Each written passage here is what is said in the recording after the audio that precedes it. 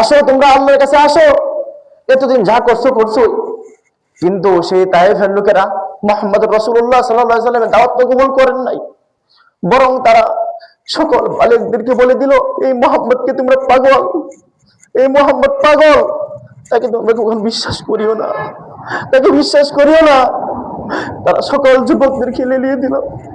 মুহাম্মদ সাল্লাল্লাহু আলাইহি ওয়াসাল্লামকে তারা পাথরে মারতে মারতে সমস্ত শরীর রক্তে রঞ্জিত করে দিল, সমস্ত শরীর রক্তে রঞ্জিত হয়ে গেল। সেই কপাল থেকে রক্ত বেয়ে বেয়ে পড়তে পড়তে পায়ের মোজা পর্যন্ত ভিজে গেল। তবুও তিনি একবার বদদুয়া করেন নাই, একবারও বদদুয়া করেন নাই। হযরত জিবরাইল আলাইহিস সালাম আল্লাহর আরশ কাঁপাকাঁপি শুরু করলো।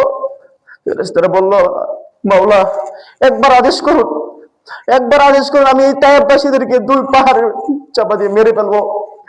আল্লাহ তাআলা জিবরাইলকে পাঠালেন, তোমার ইচ্ছা তুমি যাও, আমি তোমাকে বলতে পারবো না, তুমি যাও। হযরত জিবরাইল আলাইহিস সালাম এসে বলতেছেন, হে আল্লাহর হাবিব, আপনি একবার বলুন, শুধু একবার বলুন, এই তায়েফবাসীকে আমি একদম শেষ করে দিব, একদম শেষ করে দিব। আল্লাহর হাবিব সাল্লাল্লাহু আলাইহি ওয়াসাল্লাম বললেন, না, এরা আমার উম্মত, এরা আমার উম্মত, যদি এরা আজকে ধ্বংস হয়ে যায় আমি কাদেরকে দাওয়াত দিব, কারা মুসলমান হবে?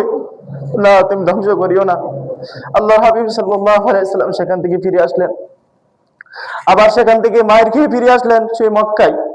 আল্লাহর হাবিব সাল্লাল্লাহু আলাইহি ওয়াসাল্লামকে সান্ত্বনা দেওয়ার জন্য আল্লাহ তাআলা সেই মেরাজের ব্যবস্থা করলেন। আল্লাহ হাবিব সাল্লাল্লাহু আলাইহি ওয়াসাল্লামকে অনুপ্রেরণা দেওয়ার জন্য, সান্ত্বনা দেওয়ার জন্য অনেক সময় দুনিয়াতে দেখা যায়, কেউ যদি কষ্টে থাকে, যদি তার সামনে তার প্রিয় কেউ থাকে, তখন সে আর কষ্ট অনুভব করতে পারে না।